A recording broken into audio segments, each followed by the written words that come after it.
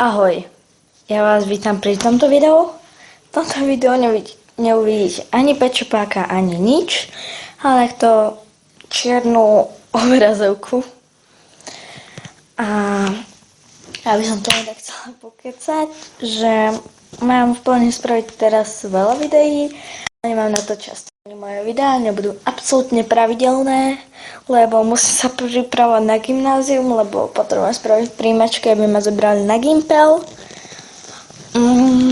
Potrebujem sa venovať svojmu obľúbenému športu lyžovaniu, lebo oco teraz furt nemôže, jednoducho sa mu furt nedá, lebo práca, takže ostatné dievčatá sú oveľa zdatnejšie, ale keďže ja musím využiť tie roky, čo som jazdila, no tak to je v podstate jedno, proste moju techniku musím využiť, takže lebo bude pretek, tak som veľmi zvedavá, aj teším sa, ale tak ja sa asi na to ukročí ešte dačo, proste ja som v tomto úplne ľavá, snažím ma počuť, lebo ja neviem.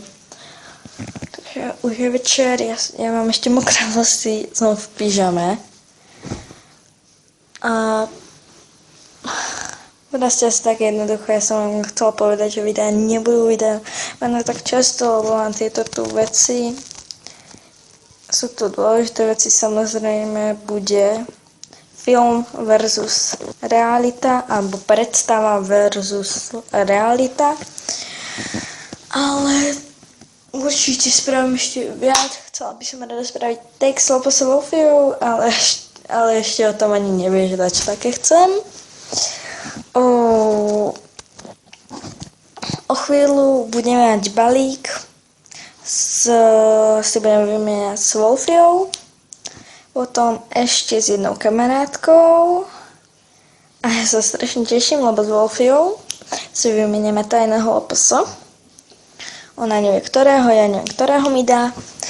A to by bolo asi všetko v tomto videjku a ahoj.